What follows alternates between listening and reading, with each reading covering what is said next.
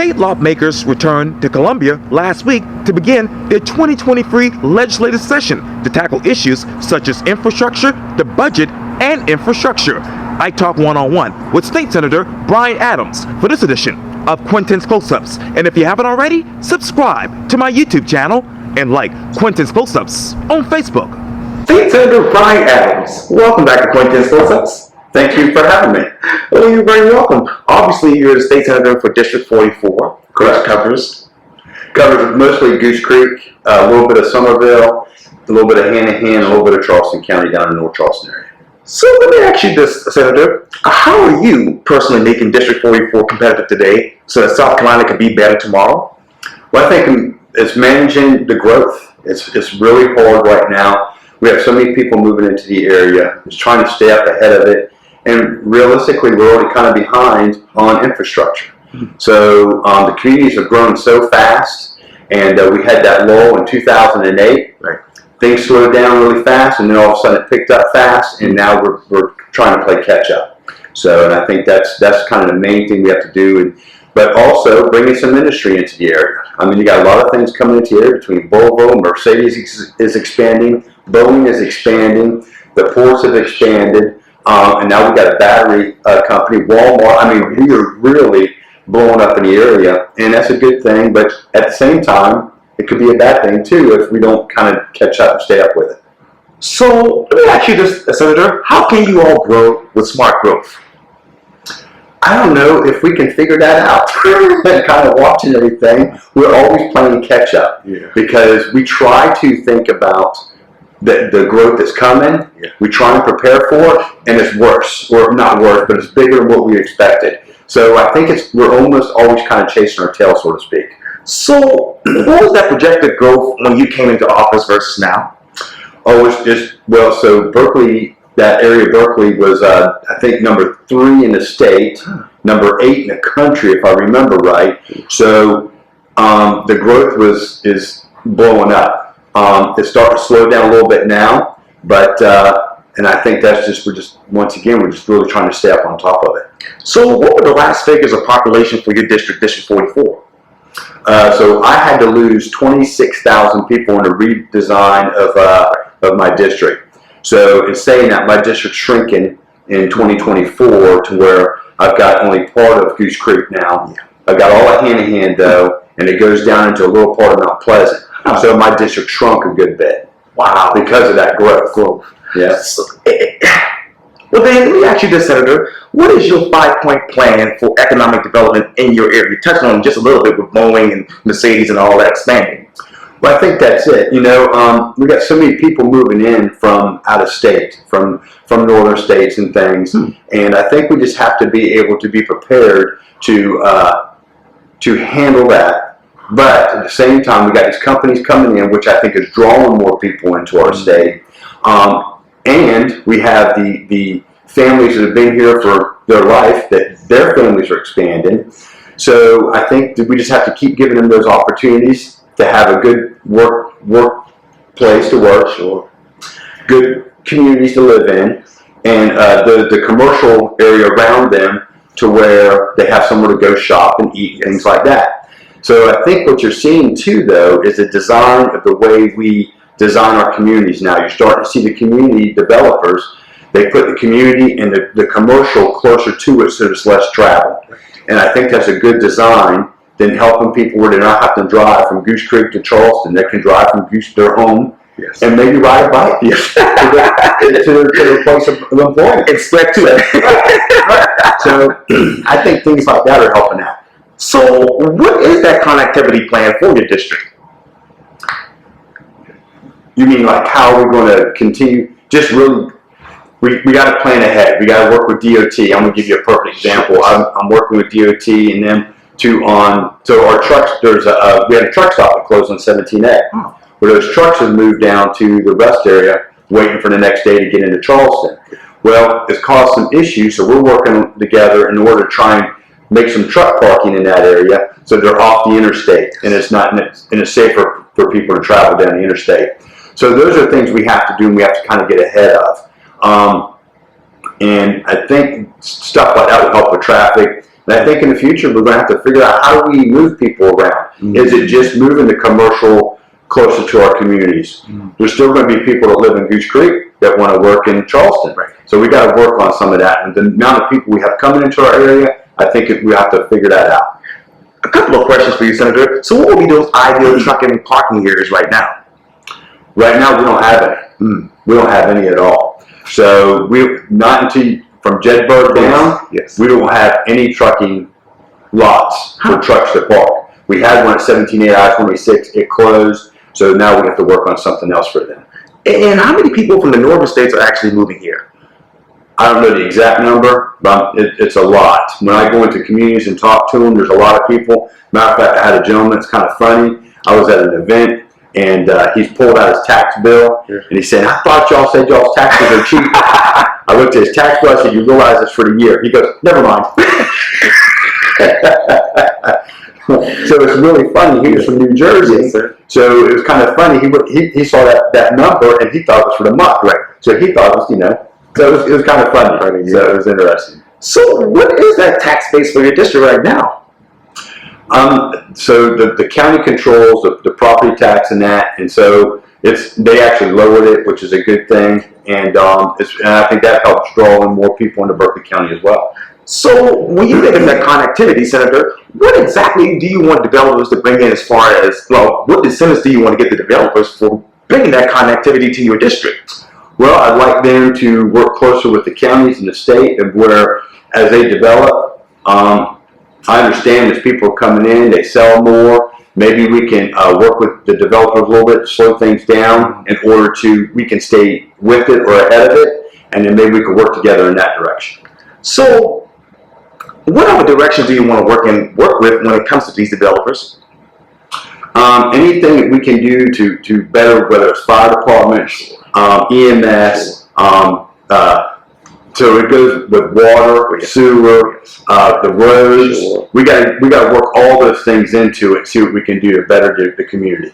So when you talk about bettering the community, what exactly is the quality of life right now? Well, I think our quality of life in the area is really nice. One of the things I think is kind of interesting, we got to talk about is the golf cart fad. So we got golf carts all over the roads. So maybe we have a bike lane. Maybe in the future we have to look at maybe doing golf cart lanes or something like that to get golf carts off the road for safety purposes. So, but I think our quality of life is really good in the area, and I think our designs from the developers and the leaders in the area have come out with the roundabouts. Some people don't like them, but I'm going to tell you, it reduces accidents and it allows a continuous flow of traffic. The sidewalks. People have every new community has sidewalks now. Going back to the commercial being developed inside these communities, it allows such from restaurants to the lounges to the grocery stores. It allows people to not have to travel so far. So I think all that's kind of wrapped up into it. And you also see our medical facilities are they have a little extension in all these little areas, and it helps out the communities. Let me go back to the golf cart lanes. Where exactly in your district would be ideal for those? Well, I think Crowfield would be a good area. I think Cane Bay's already got they got a lot of golf carts too, and I think their golf carts share the hiker biker trail with the walkers in that. So I think some of these areas would be good, and I don't think this is something we'll ever go back and catch up. But maybe in future development, we can add these kind of areas, get the golf carts, and give them their own area, and we could work with the developers for that. With that. And let me ask you, how many infrastructure projects are currently going on in your district? Oh my gosh! Between residential, you have Cane Bay, Corns, Nexton, Cobblestone. There's bunches of them in Goose Creek and Hanahan, the Tanner Plantation area.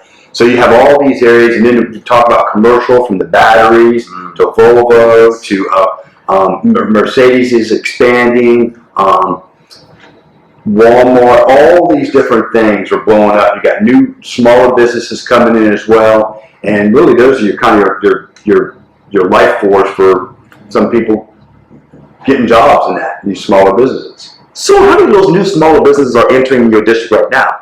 Well, I don't have an exact number, but they're constantly developing and coming into the area. So, what is the existing infrastructure repair that will accelerate economic growth in your district? I would think our roadways. Our roadways have to be moving. Being constructed and trying to stay ahead of that curve, and that's really hard to do. So, what is the record for infrastructure construction in South Carolina? Say it again now. What is the record for infrastructure construction in the state of South Carolina?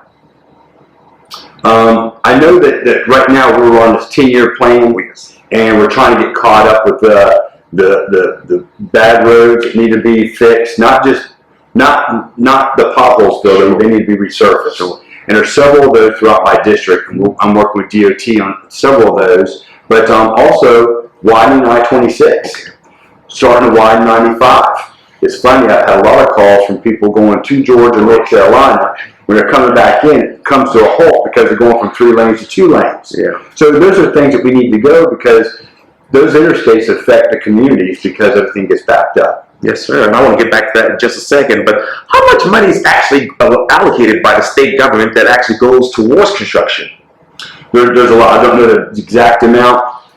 Quintin, I'm one of these people that's I'm not a great numbers person. Okay. I'm one of these people that I want to make sure my left number is bigger than my right number. And then if it is, we're good to go. Yes, sir. So I always make sure of that, and I always contact or work with some of the legislators that have those skills in numbers that are better at that. I will say that we're putting more money towards our transportation in order to get our 10-year plan done. Now, I will tell you on I-26, it is ahead of schedule. And instead of 10 years for it being widened, I think they're in the process of saying 6 to 7. So I think that's excellent. So how much money would that save the state of South Carolina? You're asking me another total number. I'm not exactly sure, but think about it. Yes, sir. If we're able to cut that process down by 3 years, that's excellent. There's going to be savings in there, and then we can take that money and put it somewhere else. Speaking of money, from the Post and Courier, GOP senators advanced private school choice bill, their first priority for 2023. Legislation providing parents $6,000 toward private K-12 tuition and their first priority as the GOP-dominated South Carolina Senate, as Republicans who have fought for private school choice for the past 2 decades intend to get a voucher program across the finish line this year. But Senator, let me ask you this. Doesn't this have a blow to public education? No, I don't think so. I think it gives parents an option. It's going to allow some parents to move their children to a school that might benefit them better. You and I go into a classroom, you might be more literal. You got to read it and everything. I got to see it. So we might learn different. And if a parent has an option to move their student to a different school that benefits them, I think it does what it does. Our concern should be, making sure that the student has an opportunity to learn. And however they need to learn, that's what we should be working towards. But $90 million to be spent on private school vouchers in South Carolina. Doesn't private schools need the money to actually improve? Well, actually, so let's say, the argument I always hear is that teachers want smaller classrooms and more money. So let's say a student's moved from there and the money, $6,000 follows them. They don't lose the federal funding. That federal funding stays with that school. So they're actually getting more money per student and a smaller classroom. It's not going to hurt the school. It's going to help them educate. So is the state going to do a study and report how private schools are actually using their funding? I would believe they should, yes. Okay. What areas of, and this might be a little complicated question, but what areas are funding wasted in your mind? I would have to look at that. I'm not on that committee, so I think that's one of those things I would have to look at and be taught a little bit more before I could probably give you a good answer. Sure. This might be a redundant question, but is it possible for students to get a better education by reducing class size? Yeah, and I think that would actually help out. The vouchers would reduce some of the class sizes, giving a more one-on-one with the teacher, and I think that would help out. Now, how are Republicans handling the idea that church and state should be separated and funding religious private schools is not covered under the provision of the First Amendment? I think because it's going under the education side of it. We're trying to educate our children, and that portion of it It's not the church so much as the education. Now, if we're going to give public fund dollars to religious-based schools, are we going to be taxing them now so that they'll be paying their fair share, Senator? That's one of the things I got to look at. Okay. I'm not quite sure how that's going to work out. I know that's in conversation, so I think that will come up, and we'll have to work to see how that works out. Now, are churches affiliated with these schools going to be taxed to help pay for this particular plan?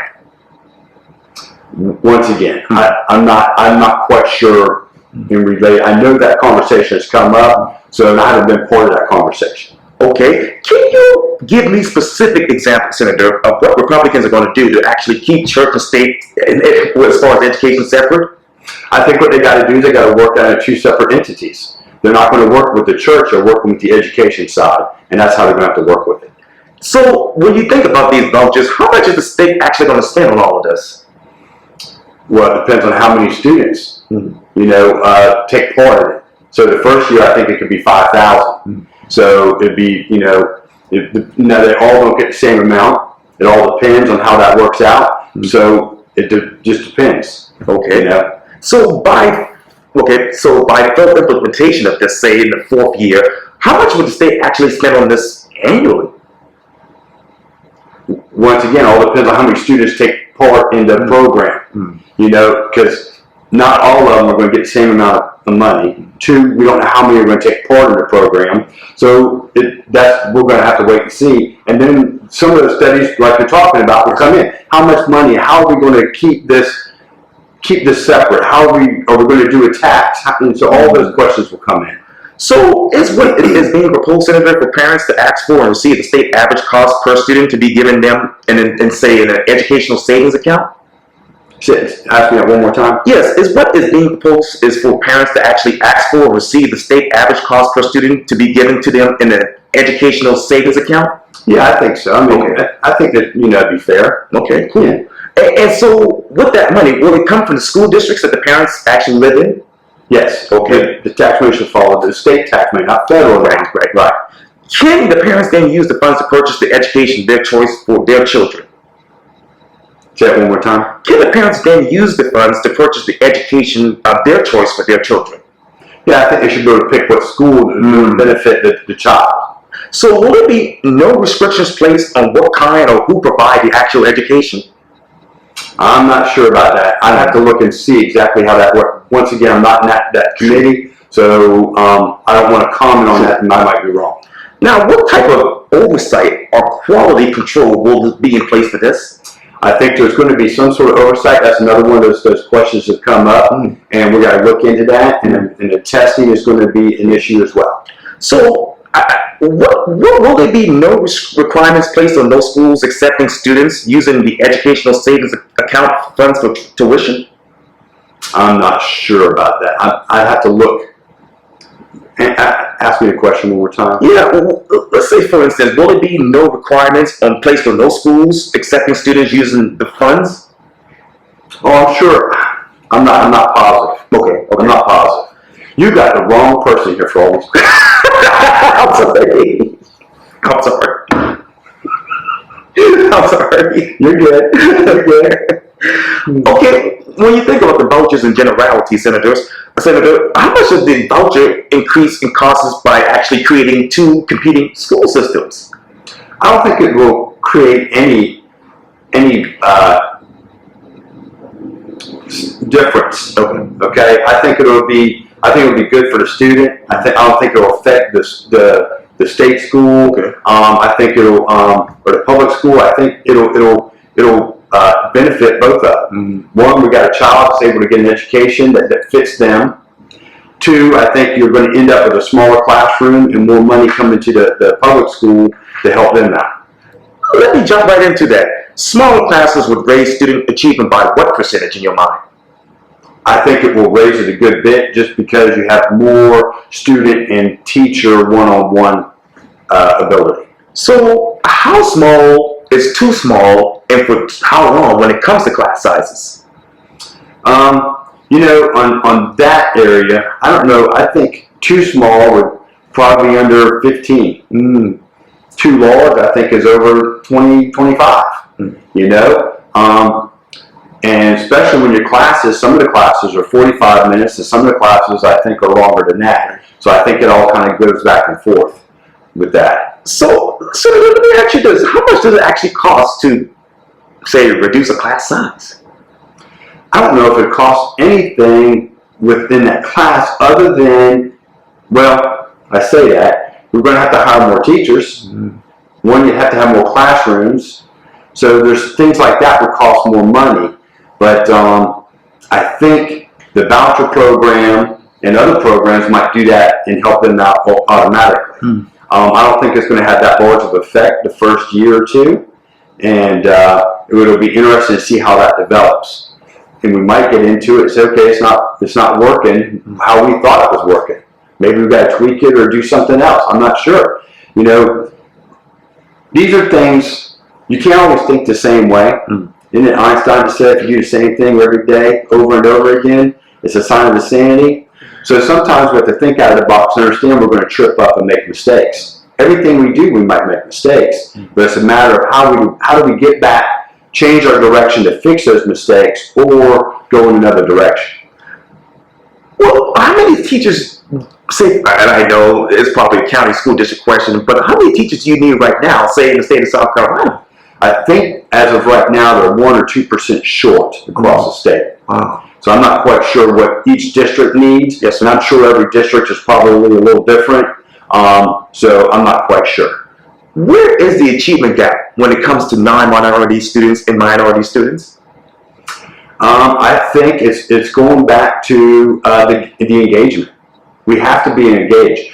We also have another issue, Quintin. Our issue is our young people nowadays, they love electronics. They love phones, smart tablets, and things like that, but they're also losing the family structure. Our kids nowadays, when they're in schools, it's not a matter of respect. When you and I were raised, it's yes ma'am, no sir. I hold doors for people. When you're out in public now, I sit down at a restaurant with my wife, my daughter, my kids, my grandkids. It's nothing for people around me to use the F word. It's a lack of respect for those around us. It's become so common for people to disrespect other people, it's easy for us. They don't even realize they're doing it. And I think we've lost some of the values. And I think we need to get those values back in the home, back in the classroom. And I think some of these things will change. I think it's so easy for people to be mad at each other. That's why you see road rage, people get in fights so much. I think all that is a buildup because of our lack of respect for one another. You and I might disagree a lot or not, but we can communicate with one another and kind of work through things, and that's how it's supposed to be. And I think we've run into this wall of, if you're not the same as me, I don't like you, and it shouldn't be that way. I can be friends with anybody. I get along with just about everybody. Sure. And that's the point where we have to get back to and start teaching people, and our young people especially, hold the door for these people. Say nice things. You don't have to be rude or nasty, because it's amazing how fast somebody cuts somebody off. Somebody blowing a horn or giving them the middle finger. I guarantee it, in their driving life, they've done the exact same thing. So we got to understand these things happen. You should be thankful. Okay, at least I didn't get in an accident. Have a good day. You know? Yeah. We've gotten past that. It's so easy to be mad at somebody. It's a shame. Senator, when I go back and look, I remember when I did my first interview with you right outside here, right, and we all were locked down, obviously, because of COVID. Do you believe that the COVID lockdowns hurt the students of South Carolina? Absolutely. I've had the students tell me that. I just participated in being a judge at Stratford High School the other day, Mr. and Mrs. Stratford. Sure. And talking to the students when they're doing an interview, that's what they were saying. The lockdown, when they were away from the school, impacted them, made them where they didn't want to engage, didn't want to do their classwork, they weren't around their friends, so they went through all these different mindsets, and it's very unfortunate. Wow. Let me turn over to pass, obviously medical marijuana bill, if I can speak. They want to pass that right now still. Why not just call it cannabis? I guess I don't know why I'm not the author of that bill. Senator Davis is. Why they did that, I'm not quite sure. I couldn't answer that question. Should the medical marijuana require a prescription from a medical doctor and actually be filled by a registered pharmacist? Yes and yes, but I don't know if we can do that under the way it's scheduled. I think the federal government's got to come in and reschedule it in order for that to happen. So looking at that, I think that's how they're trying to work around some of those issues.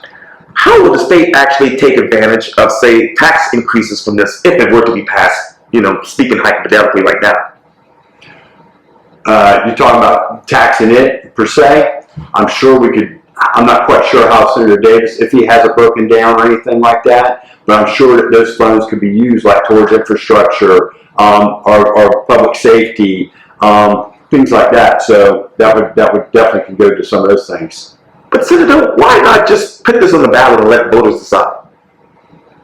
I'm not positive now. I think there's something within our Constitution, or state constitution. It doesn't have it might, but I'd have to look at that and see. I'm not sure about that. Let me turn over to, obviously, this is state Supreme Court, that is. The state Supreme Court, according to Channel 2, blocked the state abortion ban that was passed by the state Senate recently in the 3-2 decision. How will the Senate then restructure how justices are actually chosen after this ruling? Well, to tell you the truth, I think our justices probably need to be selected a different way. But in regards to the abortion, that was just sent back to be reconsidered. So I really don't want to get into conversation with that, because I think that'd be improper of me to talk about the judges or their ruling regarding the abortion side of it. But I think there needs to be a more fair selection of judges across the state. Can Senate Republicans provide a constitutional amendment to the state constitution? We can, but I believe it's going to take 2/3. Let me turn to the budget. Once the Senate starts, I know you all actually have what, $2 billion, 2.1 or something like that. Yeah. With all of this money, will the Senate start with giving some of that money back to South Carolinians? We did last year. Okay. Yeah, we did. So we gave $1 billion back last year. That's where everybody got a check of $850 back from the state tax. So we did do that. I think at the end of the day, state government's not supposed to make money. We're not a business. We're supposed to break even and use what we need to do for our public safety, our infrastructure, and things like that. And then that's where we're supposed to be breaking it. But the growth is what's pushed us, I think, a lot. That positive side. Positive side. And how much has the growth helped with that? I think a lot. I think a lot. Between the big companies coming in to the population exploding in the state. So I think all of that has contributed to the explosion of increased taxes. Should the legislature replace the existing, and I might be wrong, income tax structure with a flatter, lower tax rate that brings simplicity to the South Carolina tax code and budget management? So I think our tax code probably needs to be redone from one side to the other to make it more fair for everybody in the state, and to everybody's paying their fair share. So saying that, once again, you hit me on something that I always talk to other senators and get my information from that have that knowledge about our taxes and stuff. But yes, saying that, I think our tax code needs to be redone from one side to the other. And how should you go about that right now as Senate Republicans? Well, I think we need to start. We need to get in the middle of it and start redoing the tax bill and working on that and start presenting it. We need to have this discussion. How would you present it? Well, me personally, I would say we need to put it in the committee. Let's go. Let's start working on it. That's the only way you're going to start. You have to put it in the mixing pot, and you have to start talking about it. Now, let me ask you this. Should the surplus be put back into government spending? Yes. The surplus should be in there. And matter of fact, we just increased the surplus as well, kind of getting ready for those rainy days. Oh, yes. So I think so. And you just mentioned that, but it's probably a redundant question. But how is the state retaining a rainy day fund for the next economic downturn, God forbid? Well, we actually increased our surplus last year, and we added more money to it, getting ready for those rainy days. And this is probably another redundant question, but the state general fund, how much did that see as far as modest growth over the past, say, 2 years? Well, because of the growth of the population and businesses, That's why we gave back $1 billion. Yes. Because we had so much extra money. So we gave back $1 billion. Good. And how much of the federal American Rescue Plan Act funds that the state has yet to spend? I'm not exactly sure on that number. There is some that we have not spent yet, but we're in the process. That's what helped speed up our infrastructure as well. So that's what's going to help us get ahead of the schedule. Now, the state has how much of reserve funds that have been set, say, untouched for many years? I think it's 15%, but I'm not positive on that either. It looks like it is going to be, and it was increased last year as well. Okay. Yeah. And let me talk to you more about, obviously, things in your district. I want to ask you this too. What exactly is your 5-point plan for public safety? So one of the main things that's important to me is, so South Carolina right now does not have a trafficking fentanyl bill. So that's one of the bills that I sponsored. There's a couple other bills that are very similar. Now my bill has a minimum mandatory of 3 to 5 years the first time, and then it goes from there. But I think we need to put a bill out there for a statute out there for trafficking fentanyl, which gives police officers a tool to fight back against fentanyl. Last year there were 71,000 people that died of overdose from fentanyl alone. I guarantee we'll hit over 100,000 from fentanyl and over 100,000 for all drug overdoses. So we need to start doing something with fentanyl. Another thing I'm doing is a drug-induced homicide bill. And what that does, it allows officers to go after the drug dealers. And those who sell drugs to somebody and they overdose, it gives them that opportunity to go after them. And one other thing that I'm working on is bond reform. Okay. Right now we have, if you get arrested and you get a bond of $100,000, you can go out, find a bondsman, they'll charge you $25, put the rest of it on time payment, and you're out. And you go out and commit another crime, it's over and over and over, and we're allowing violent criminals back out on the street. So we have to make them more accountable and hold them more accountable to their crime and keep them lodged. What tools do the police officers have now to fight fentanyl? So they're using, they got so there's a statute out there that kind of incorporates fentanyl, but it doesn't have anything to traffic in fentanyl. So they have that, and it's just for possession. They can't go after drug-induced homicide. If somebody overdoses on fentanyl, they can't go after them. That's got to go through the federal government. Federal government does have a statute, but they can't. They don't have the personnel and the abilities to keep always going after them. We have to broaden a little bit, allow the local authorities to do it too, whether it's the deputies or the municipalities or something like that to go after them too. How bad is that in your district, District 44, fentanyl? Unfortunately, it's bad enough where I hear about the overdose deaths. I had a neighbor, he just lost his granddaughter. I've had other people call me, they tell me they've lost family members. It's impacting our neighborhoods, and it's impacting people fast. I have seen people who have overdosed on opiates or fentanyl, and it's just unreal. It's a shame. Speaking of neighborhood, Senator, let me go obviously back to 2020. We all had to use Zoom and whatnot and Wi-Fi to communicate with people. Should the state of South Carolina make internet a utility? I think that's something we have to look at and see. I think everybody should have the right to have some sort of internet ability, especially nowadays. That's how so many people get their information. I know the people I talk to in my neighborhood, I ask them, do you get the paper delivered? They say no, they don't get it. They'll either pay for the service on their phone, or they get it through the Google News and things like that. So I think it's important that people have the ability to get on the internet and get their information they need, because that's where so much stuff's put out, whether storms or school closures or businesses closing or something like that. That's where they get a lot of information from. Because of COVID, how many businesses in your district actually closed? A lot of restaurants. It was hard to find the staff to consistently come into work. We had a lot of restaurants closed, and they said they got tired of searching whether it was cooks or servers, and it just impacted our that part of the hospitality. Now in my district, I didn't have that many hotels, but I know more about the restaurants side of it. How many restaurants do you have now? Oh gosh, 1,000, maybe more than that. Wow. So there's a lot of restaurants. And going back, obviously, to internet, making internet a utility, where would you put additional fiber lines in your district? I think some of the districts are already looking at putting fiber lines in, some of the communities in that. Yes. So I think a lot of them are working on that. I think that's important that the private sector keeps moving their fiber lines and keeps installing them, and then that way we can work with them in regards to that. State Senator Brian Adams, thank you so much for your time. And again, welcome back to Quintin's Both Sides. Absolutely. Thank you, Quintin. Appreciate it. Yes, sir. Anytime.